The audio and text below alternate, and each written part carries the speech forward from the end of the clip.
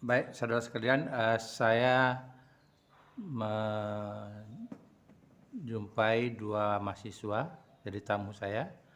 Kebetulan satu menjabat sebagai bupati di PBSI, yang satu lagi sebagai mahasiswa aktif semester 6. Ya, semester 6, yaitu Sidik sama Aryo. Ini dua aktivis ini, kita minta pandangan sekarang ini tentang perkuliahan daring. Jadi bagaimana pengalamannya? Saya minta Sidik dulu menjawab 5 kekurangan kuliah daring itu. 5 selama 1 tahun ini kita kuliah daring. Sidik dulu, sebagai tokoh mahasiswa, mewakili suara mahasiswa, atau paling tidak itu pendapat pribadi. Silakan. Baik, Pak, izin untuk Iya. menjawab 5 kekurangan kuliah daring. Iya. Yang Buka pertama, aja maskernya, enggak apa-apa. Yang pertama menurut Sidik, Iya.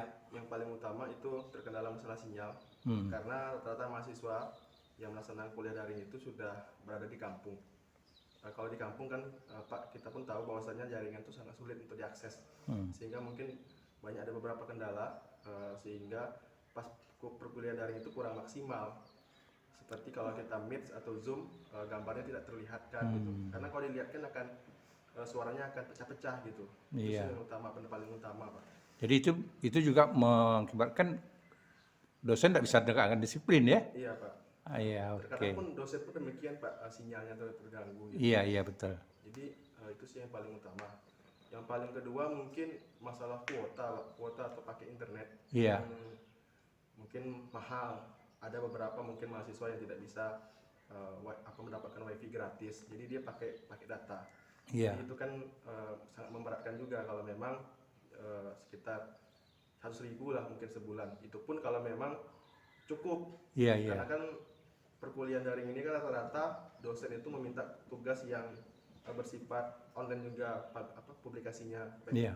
berupa artikel atau video. Itu kan butuh pakai data juga, Pak. Iya. Jadi mungkin sangat memberatkan beberapa mahasiswa atau mungkin semua mahasiswa pada perkuliahan daring ini gitu. Iya. Mungkin yang ketiga, ini lebih ke pemahaman materi, Pak. Kalau mungkin kuliah daring kan kita fokus sama di dalam kelas. Tapi kalau daring ini kan kita di rumah masing-masing. Kadang mungkin disuruh mamanya, suruh bapaknya untuk apalah kerja gitu kan. Nggak bisa ditolak. Kalau ditolak kan takutnya durhaka. Mungkin orang tua ada yang beberapa tidak mengerti perkuliahan daring ini. Jadi dia mungkin nganggapnya ya udah gitu. HP bunyi udah kuliah gitu. Anaknya bisa disuruh-suruh. Jadi beberapa mahasiswa mungkin tidak bisa memahami lah materi dengan full. Karena kalau di luring dia langsung berhadapan dengan dosen. Ini pun yang Sidik lihat banyak yang dirasakan juga oleh Sidik. Jadi pas perkuliahan itu tuh tidak maksimal mahasiswanya banyak yang diam aja ya, karena mungkin tidak di tempat atau mungkin sedang melakukan aktivitas lain gitu. Apalagi di pagi hari itu kan banyak sekali gangguannya, bukan gangguan sih, minta tolong dari orang tuanya gitu. Iya. Mungkin atau sebagainya. Yang keempat, nah ini keempat ini mungkin kemalasan ya, Pak. Mungkin ini bukan ini salah satu lah mungkin kekurangannya untuk daring ini. Kalau keempat nih, disiplin mahasiswa itu makin kurang dia, karena dia merasa temannya saja memang betul-betul kesusahan dia manfaatkan. Jadi saat dosen bertanya kenapa tidak hidup kamera, sinyalnya susah, padahal enggak gitu.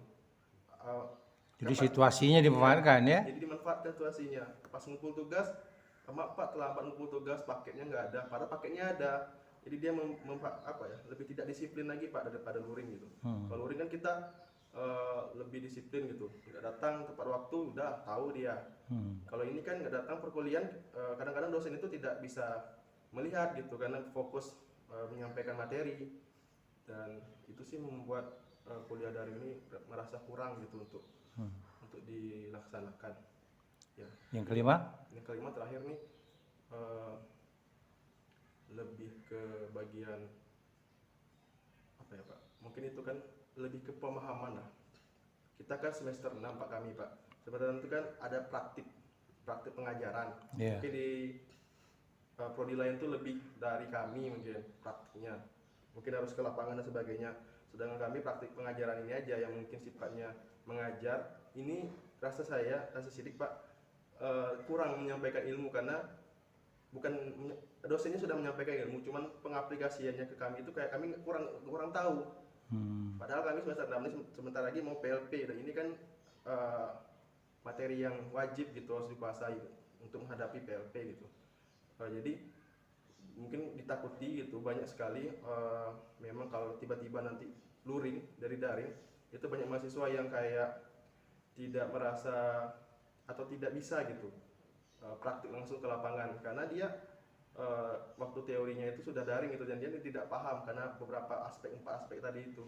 Jadi itu menambah mahasiswa itu lebih takut dan mungkin lebih tidak paham lagi lah Pak ibarat katanya. Contoh seperti gitu Pak, bentar lagi mau PLP. Itu mungkin kalau penyusunan RPP dan sebagainya itu paham, cuman pas praktik ngajarnya itu takut tuh kayak gimana sih masuknya, tata caranya ngomongnya kayak gimana. Kalau materinya tidak hafal macam mana.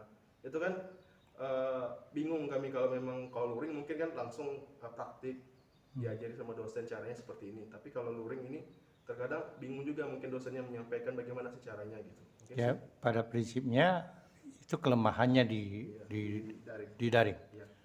Baik, kamu lagi, mari Pak. Sebagai orang biasa, sebagai mahasiswa pada umumnya gitu. Coba lihat apa?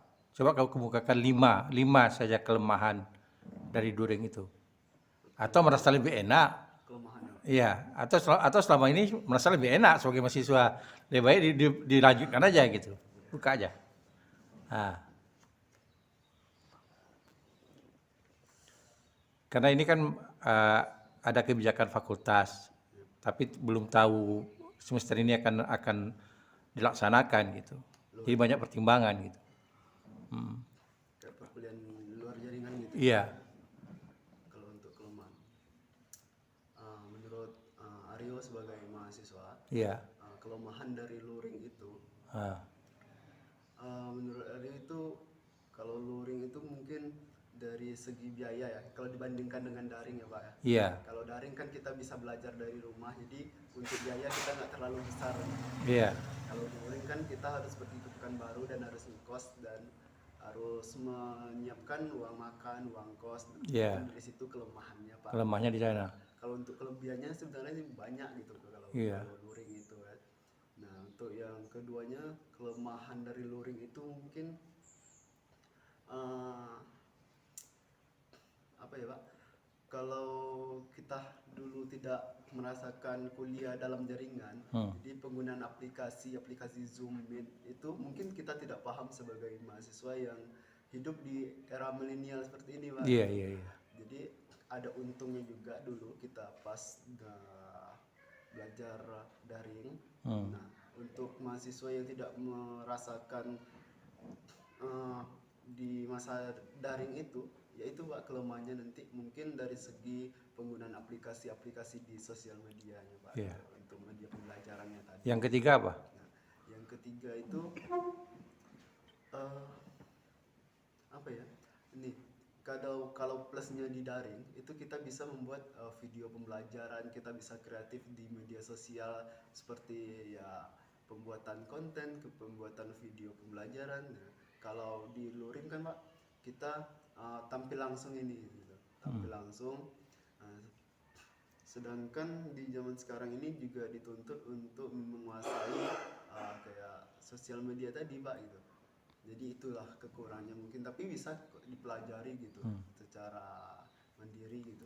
Itu yang ketiga, yang keempat apa? Yang keempat kelemahannya itu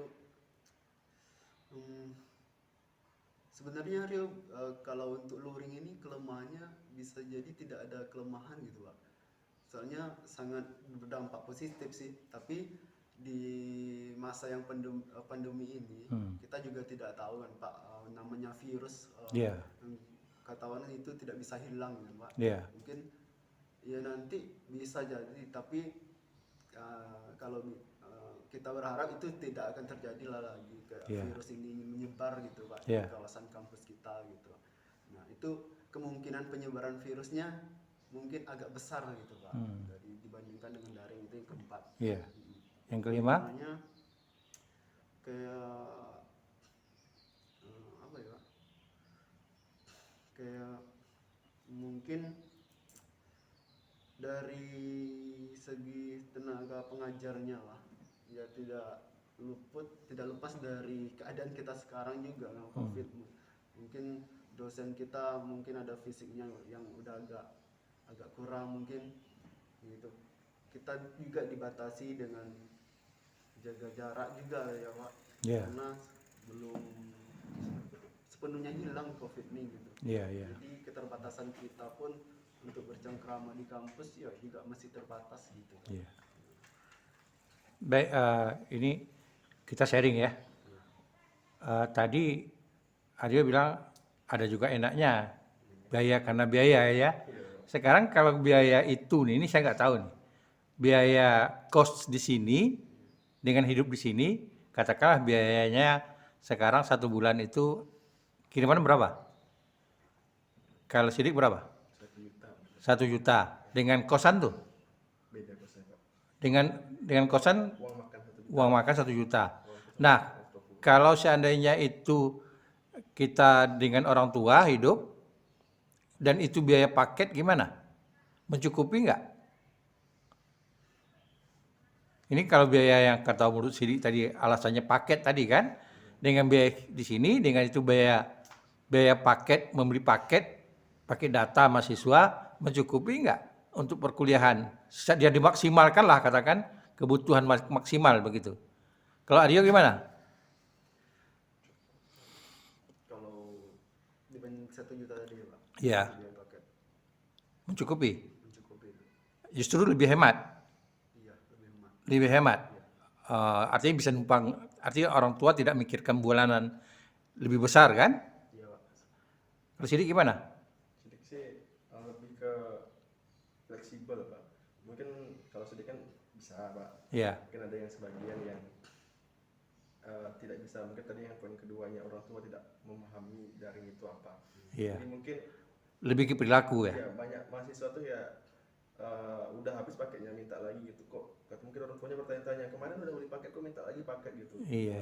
Jadi mungkin lebih ke mungkin cukup Pak, tapi ada beberapa orang tuanya tidak memahami ini dan rasanya tuh kayak berat gitu. Makanya timbul pertanyaan atau timbul seperti di YouTube tuh kan. Iya. Tadi berita tuh orang tua merasa berat sehingga kan dari kementerian pun langsung memberikan kuota bantuan Iya. kuota, tapi kan tidak Tidak semuanya tidak dapat. semuanya dapat. Iya. Mungkin itu yang sedikit bilang mungkin Pak, yang kesusahan masalah kuota itu. Baik, tapi itu kalau secara hitungan ekonomis sebetulnya menguntungkan bagi mahasiswa ya, sebetulnya. Tapi secara sosial sekarang ini lagi kan hubungan emosional antara sesama teman dengan dosen kan. Tapi ada prasangka sekarang, praduga sekarang itu dengan adanya luring itu kan kosan jadi ramai.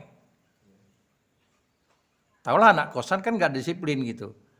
Ada kemungkinan nggak nanti itu penyebaran justru dari kosan gitu? Ada kemungkinan. Iya. Nah ini kan ada juga pemikiran kemarin kita kan di Prodi rapat. Ada kemungkinan separuh-separuh. Separuh kita masuk mahasiswa, separuh tidak gitu. Gitu gimana menurut Anda tuh? Menurut saya sih kurang maksimal ya Pak, seperti itu. Ya artinya kan masih harus standby juga yang mahasiswa yang separuh lagi kan? Harus satu, yang kedua kita kan tidak semuanya melihat kamera. Ada kalanya kalau dosen misalnya bicara belakang kamera, ya kan? Itu kan kendala juga gitu. Yang mau saya tanyakan lagi, kalau seandainya luring itu dilaksanakan semester kalian ini kan udah mulai mau PPL ya, PLP. Kalau seandainya ini dilaksanakan lah semester depan itu, apa langkah-langkah yang harus diambil oleh pihak fakultas. Artinya jangan sampai fakultas merasa, oh kami sudah wanti-wanti gitu, kami sudah beritahu bagi yang mampu saja gitu. Karena ini banyak sekali kendalanya.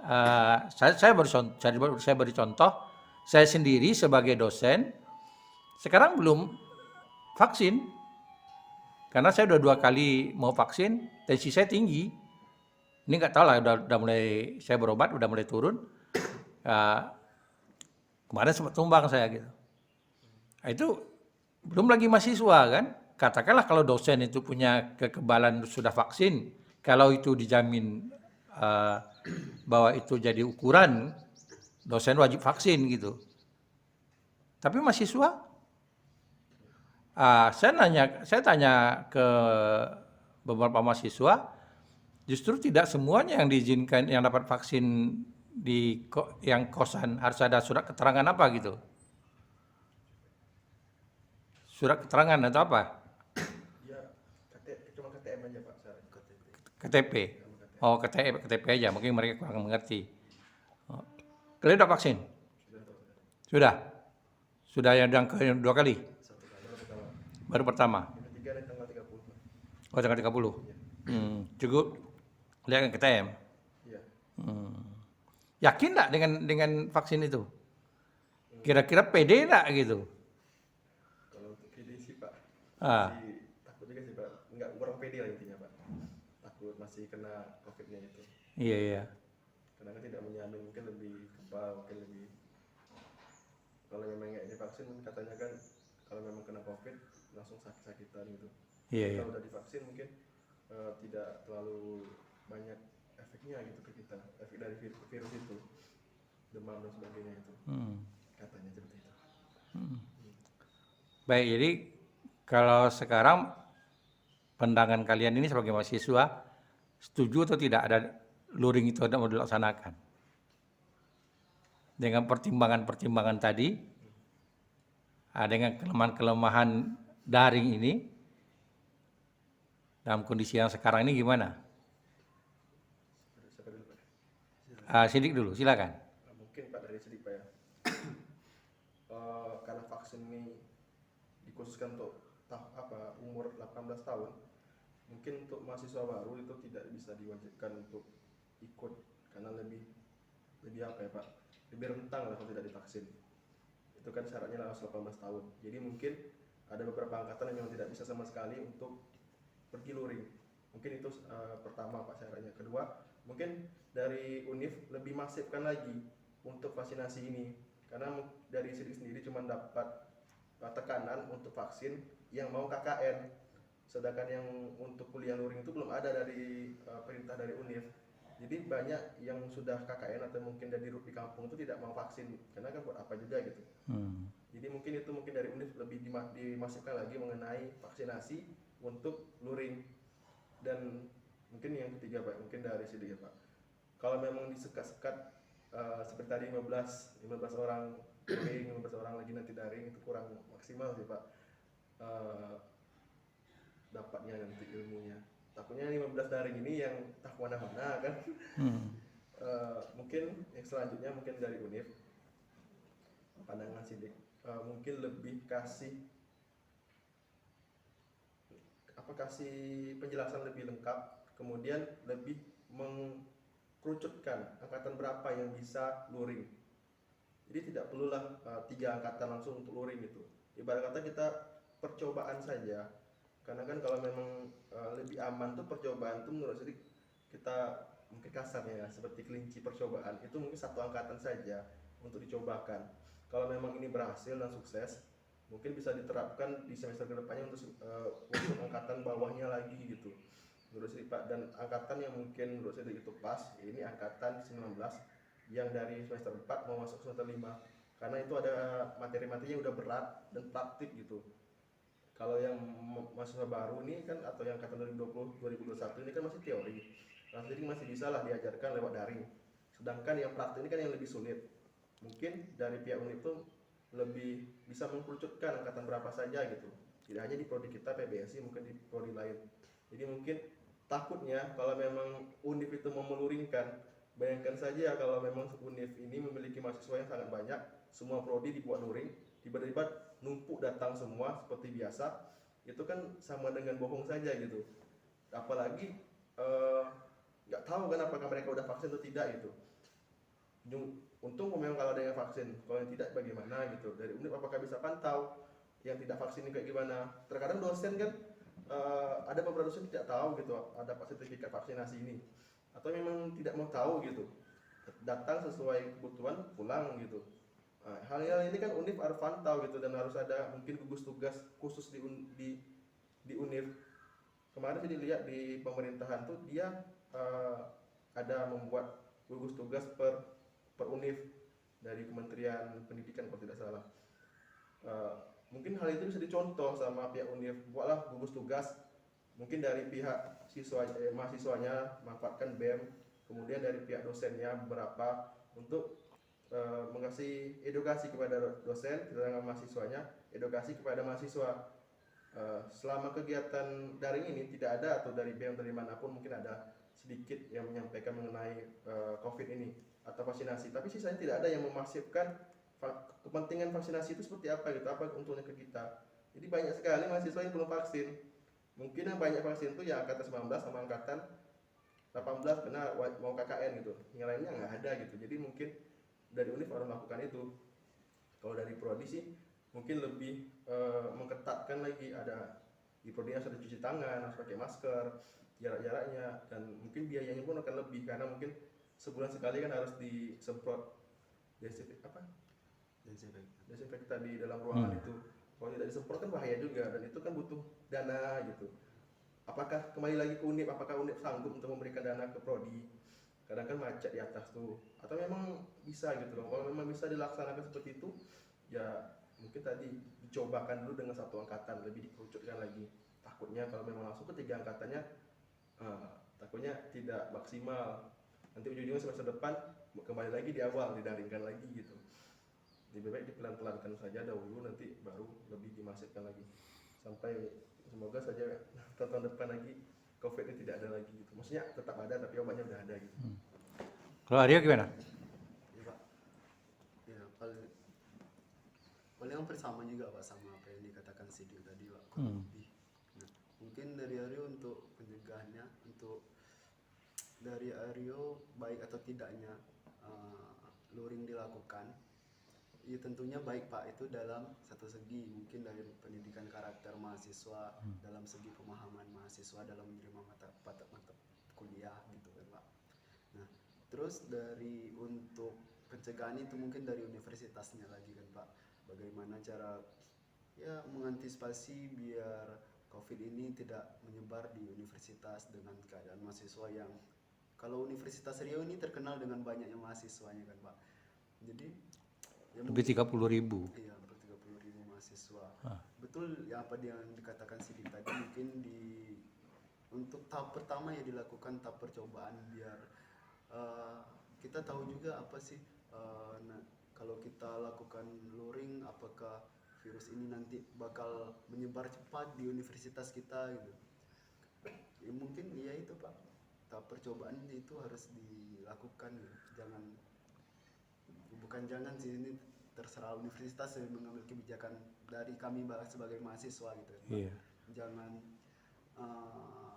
sekali masuk jangan semuanya begitu Pak. Kan kita ini dari mana-mana, mungkin ada juga dari luar negeri yang berkuliah di Universitas Riau ini kan Pak, yang kita tidak tahu keluarganya apakah terkena COVID atau tidak, tiba-tiba datang ke Pekanbaru untuk kuliah dan ngekos, dan teman-temannya ya bisa jadi karena COVID ini kan suatu virus yang sangat mudah menyebar gitu. Iya, iya. Dan juga Pak, mungkin kalau mahasiswa ini mungkin ya Pak, kalau di kampus tuh bisa dia menjaga protokol 5M itu Pak. Tapi kan setelah pulang kampus dia kemana gitu, jalan-jalan ke mall, duduk-duduk nongkrong dan sebagainya. Apalagi kalau mahasiswa-mahasiswa yang masih baru lah, yang belum mikirkan skripsi atau apa gitu, itu kan dia masih have fun lah gitu, senang-senang dia. Hal-hal seperti itu kan yang ditakuti selain di dalam kelas gitu. Itu sih Pak. Baik, ini terakhir ya. Ini pengalaman ya. Pengalaman saya. Saya punya adik ipar meninggal karena COVID. 2 kali kena di Tanjung Pinang. Itu di ruang kerja mereka, dia itu 27 orang kena kemarin. Satu dia sehat pertama kali, yang kedua sampai dia koma. Itu satu ya. Kemudian anak saya, si Putri, itu pada lebaran ketiga. Itu kami ini 18 orang keluarga kena. Dibawa ke Fakultas Kedokteran, diperiksa positif semuanya. Positif semuanya, ada yang dibawa ke EK Hospital, ada yang dibawa ke yang orang dewasa ke Bapelkes gitu. Kemudian anak-anak itu di rumah. Kebetulan di rumah ponakan saya Teropong di sana. Dan itu penyebarannya sama seperti kita ini. Kita batuk-batuk kan? Kita batuk-batuk, nah ini betul-betul, ini serius kita kan nggak tahu nih kayak di kos nanti itu. Kita kan batuk-batuk. Ini saya punya ipar dari abang saya, ipar dari ponakan saya, dia batuk. Kebetulan dia cleaning service di kedokteran. Tapi karena suasana lebaran, dia anggap tidak biasa gitu. Dan tidur sama keluarga, sama mamanya kan. Biasalah orang lebaran. Akhirnya dia kena gitu. Jadi kena. Cuma pengalaman juga, memang kita ini nggak tahu nih kalau ada penyakit bawaan. Misalnya asma. Kayak dari ipar saya itu dia asma keturunan gitu. Asma itu kita kan tidak bisa melihat mahasiswa yang asma atau apa gitu. Itu rentan sekali kalau kena sakit. Tapi kalau seandainya kita ini orang biasa aja, yang penting dia ada vitamin C, kita perkuat daya tahan tubuh kita, vitamin C, vitamin B. Dan itu anak saya pas dapat informasi COVID itu, dia lihat di Google, rupanya itu obat flu burung. Obat untuk flu burung gitu. Itu yang dia makan gitu. Yang jadi ketahanan tubuh dia kan. Dan itu alhamdulillah 3 hari. Alhamdulillah 3 hari dia udah negatif gitu. Pas dicek betul pertama kali memang kita cek juga di labor pas di Berparu mau isolasi di rumah atau di Teropong. Pas di Teropong kebetulan di sana semua kena. Dan sekarang kita udah paham sekarang kalau obat batuknya apa gitu. Ya obat batuknya apa gitu kira-kira. Jadi mahasiswa ini tinggal pertama ya perilaku kita, ya kan. Yang kedua tadi kalau kata Sidik tadi ada kecemburuan nanti dosen. Ada dosen yang memang dia tidak bisa tidak bisa daring, karena dia tidak ada pelajarannya waktu itu. Ya, nggak ada dia di semester itu dia pelajari, ya dia terpaksa daring gitu. Dan pengalaman saya juga selama 2 semester ini mencoba memaksimalkan, tapi juga nggak maksimal sampai terakhir memaksimalkan materi gitu ya.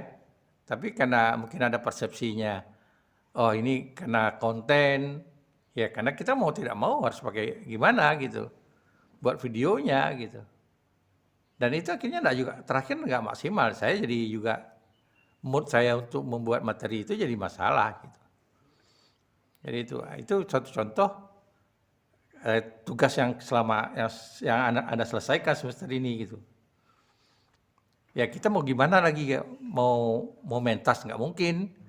Karena itu kita harus cari siasat yang terbaru gitu dengan video. Tapi betul kata Aryo tadi itu, mau tidak mau mahasiswa jadi melek dengan teknologi sekarang gitu. Jadi kita serahkan saja ke fakultas mana baiknya, kemudian tentu fakultas juga punya pertimbangan-pertimbangan. Kalau misalnya fakultas menyerahkan ke kami dosen, kebanyakan kalau saya lebih suka saya ke daring, aman gitu. Tapi kayak bimbingan ini saya tidak suka daring, saya suka betul-betul mahasiswa datang gitu. ya, betul-betul daring gitu. Baik, terima kasih atas ini, mudah-mudahan bisa bermanfaat bagi yang lain untuk tidak memperkeruh suasana. Tinggal lagi kita pimpinan juga akan mempertimbangkan yang terbaik. Kebetulan kami kemarin rapat pada hari Rabu dan semuanya terjadi pro kontra tadi gitu. Ya, semuanya persoalan tentang daring tadi. Daring atau daring gitu. Karena desakan juga. Tapi setahu saya DKI membatalkan. DKI Anies Baswedan yang akan melaksanakan daring membatalkan karena zona udah merah. Setelah Lebaran ini zonanya udah merah DKI. Itu membatalkan dia. Oke, kita carilah, kita lihatlah yang terbaik ya. Tapi jangan sampai mengorbankan mahasiswa. Tadi seperti yang dikatakan Aryo tadi, ya mungkin hari ini luring, besok daring. Nah, mahasiswa kan bingung nih, mau pulang lagi, mau kemana gitu, kecuali ada yang mampu gitu. Itu yang kita harus perhatikan, karena kalau seandainya seperti kosan seperti ini, udah terbiasa orang tua, udah tahu dia budgetnya keluar setiap bulan itu tahu. Tapi kalau yang namanya paket, orang tua ini kan seolah-olah ini main-mainan aja gitu. Dia tidak tahu di pengertian habis paketnya itu berapa gitu. Dan apa yang dikatakan Sidik tadi benar adanya. Ya teman-teman Anda, ya setahu saya kuliah dengan saya gitu. Ya, pas masuk tahu keluar.